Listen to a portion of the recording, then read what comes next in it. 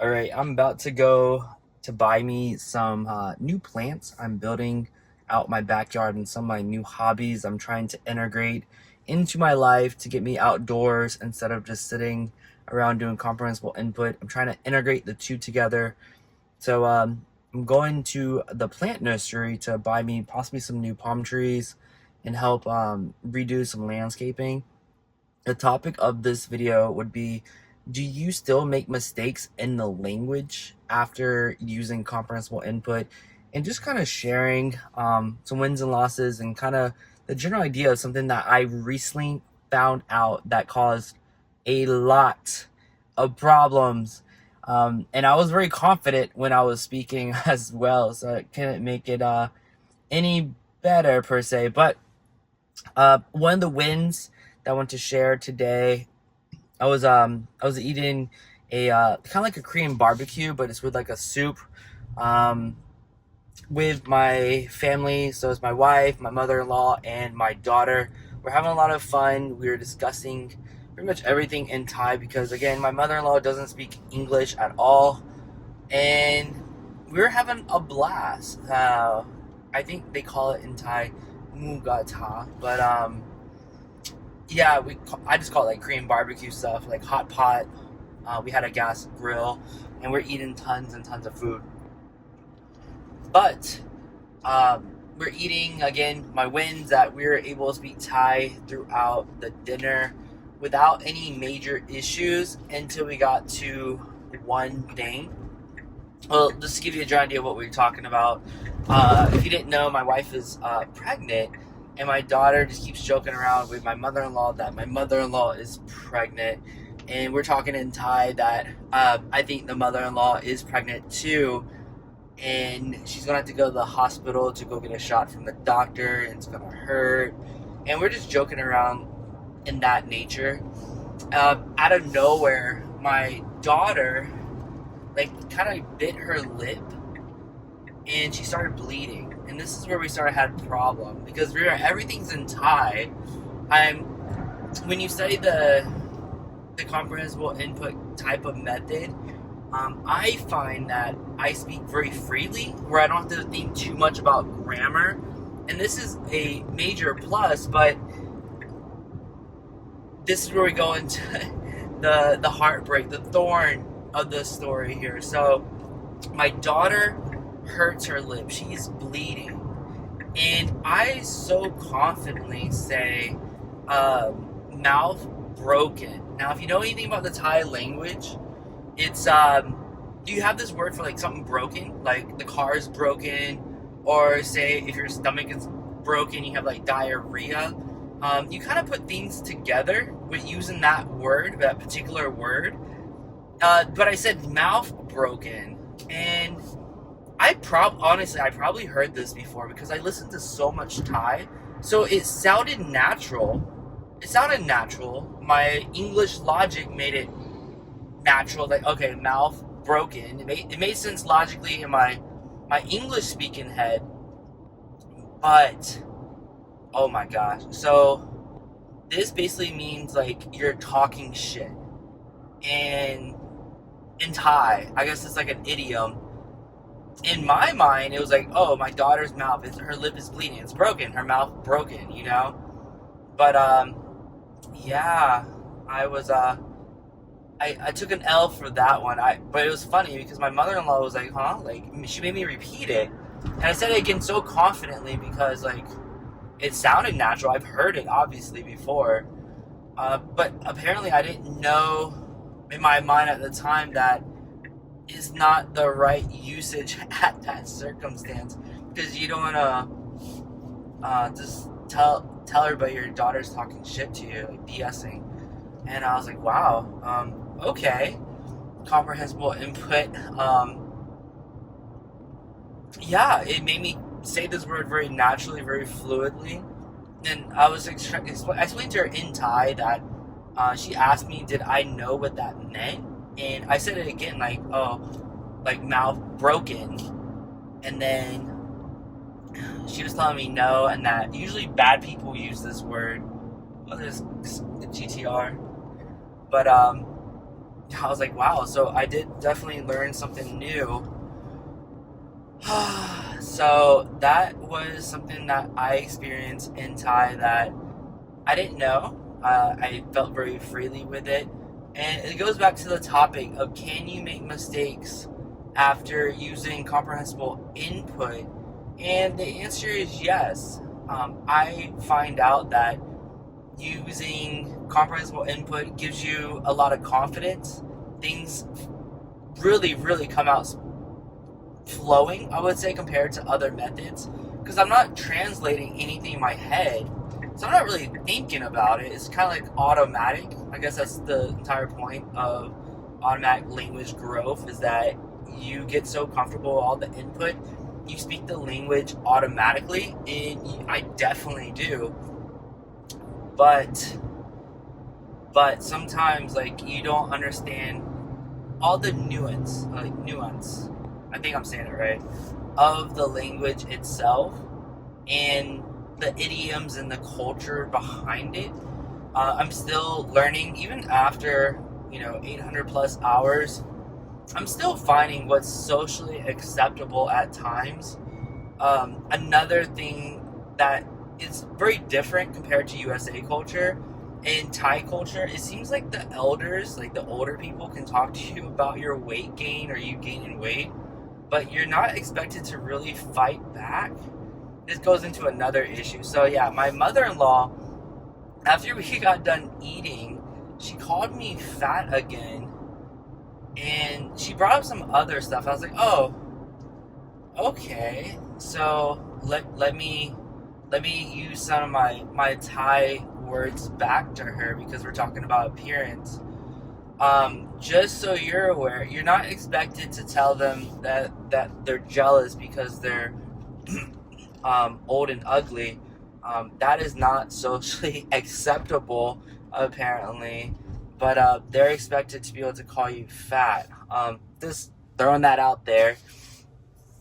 But hey, it came out naturally, and I was very confident with it too. So, but yeah, there definitely can be mistakes, even if you're using comprehensible input to learn a language, because the social aspect of it, the idioms, and things that it's going to take a while to grasp completely. I'm over here just forming sentences in my head based off of the kind of like the grammar, the structure. I want to say, like, I study grammar, but like the way things are put together, that I can just put sentences together in my head without thinking. But the problem with that is that it might be grammatically correct, but the meaning is slightly different. And my daughter does this too. If you have kids, sometimes your kids will put things together that are grammatically correct, that they probably didn't even hear, and they're very confident as well, because you're still learning. Like, not everything's just gonna be 100%, clear for you while you're learning. But I was surprised. That was my first, like, major, I would say, slip using comprehensible input, where I was confident, but the undertones, the meaning of the words are different. I'm going to go into a school zone. Oh shoot! Yeah, now we're in a different county. This area right here is a very Haitian area. Dun-dun-dun. We're in a school zone. But yeah, if you're into speaking Creole, Haitian Creole, this is a very, very good area to learn it. I feel like most people who are living around this particular area speak Creole and some forms of French, if you're into that as well. But yeah, I just wanted to give an update. Sorry for rambling. I thought it'd be useful, because some people are wondering. They're like, oh, does everything come naturally? Are you going to be 100%? And there's people on Reddit that would be like, if you use this method, you're going to get only the correct way of speaking. And maybe not. Maybe not. I'm going to keep an eye on it. Keep getting feedback from native speakers. I did have somebody comment on one of my videos. This is the first video I'm making since the person commented. And there's been every once in a while. This person asked for me to speak in Thai for about 2 to 3 minutes, unscripted, on various topics. And I just don't see the need to right now just to randomly start talking in Thai. I personally, when I watch other YouTube channels, they bring on a foreigner speaking Thai, I usually skip over it. I don't want to hear inappropriate accents or just from somebody who's not native. I do plan on making videos with native speakers to demonstrate my current abilities to speak Thai with native speakers, to demonstrate listening, understanding, and speaking all at one time.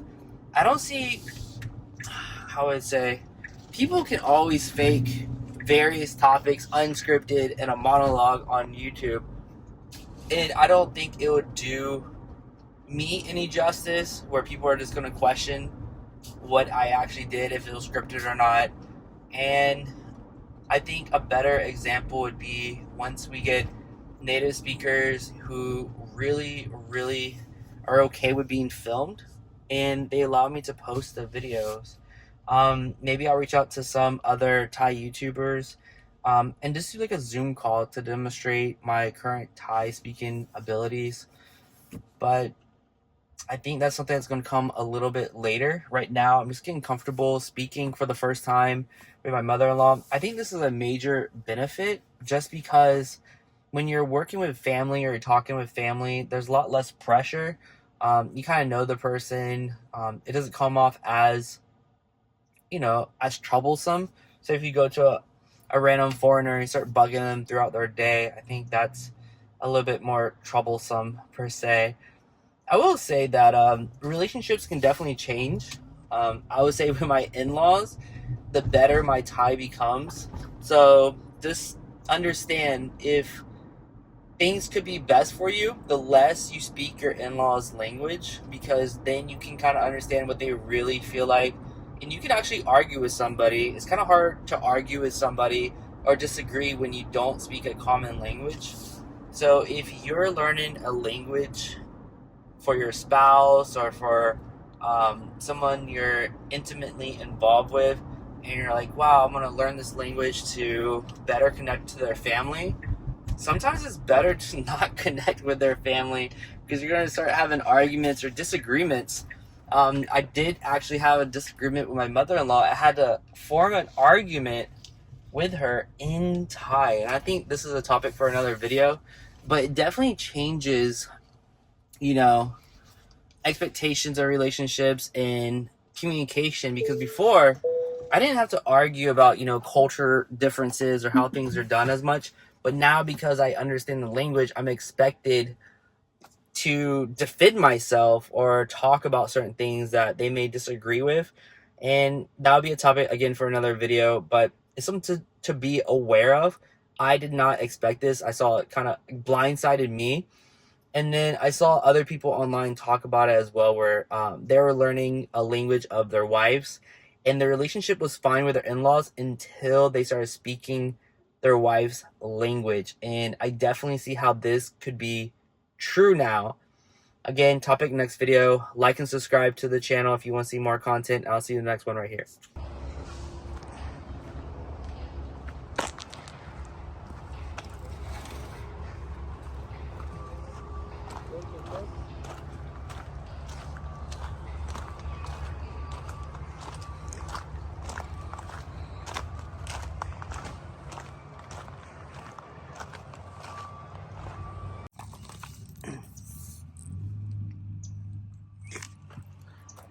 This is a Nam Dot My little mango, and it's a really famous mango in Thailand, and it already has mangoes on it. It's crazy. These are mangoes. Here's the prices if you wanted to know. Let's see here. Here, Valencia. Now I have a Maha Chinook. It's also another Thai mango that is very delicious, but it's in a shaded area, and I was hoping to get another one. If you know another great mango that you would recommend, leave it in the comment section below. I'm really interested in mango planting and eating a lot of mangoes this year. So we got a Maha Chinook. I don't know, I only heard it spoken in English, but that's what it looks like here. It's not a bad looking tree. $50, you get this big mango tree. It needs to be tipped, but looks nice. This is an unedited part of the video, just in case you're interested in fruits as well. We can get here. I have a special Burmese mango as well. I always like to see what type of mangoes they have. A lot of cherry mangoes right now. Those are smaller trees. Lemon zest. It's a good one. What are you? Nam dat mai. Nam dat mai. A lot of nam dat mais over here. Ooh. No more lychee here. Let's see here. Avocado. I've not had any success growing Florida Hass avocados down here in South Florida. I looked online, many people don't. Let's see what they have. Florida Hass. Never heard of that one. I have a special Cuban mango I'm trying to grow. I planted it, then I honestly just forgot about gardening altogether. And it died, unfortunately. Well, not died, it just got severely burned, but it's growing back. Thankfully, it's above the graph. That's always good. All these avocados are clearance. That's what happened to mine. You can see it got toasted. These avocados, the sun gets so strong it gets dry, and they just get toasted. Not really for sure why, but they do. This is what the rest of the nursery looks like, just in case you're interested.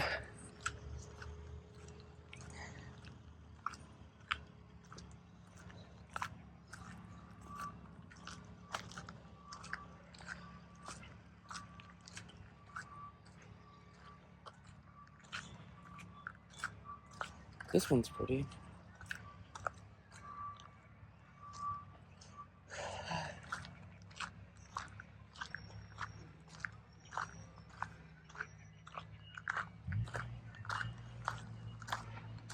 This is the plant I'm planning to build a hedge between my neighbor's yard and mine.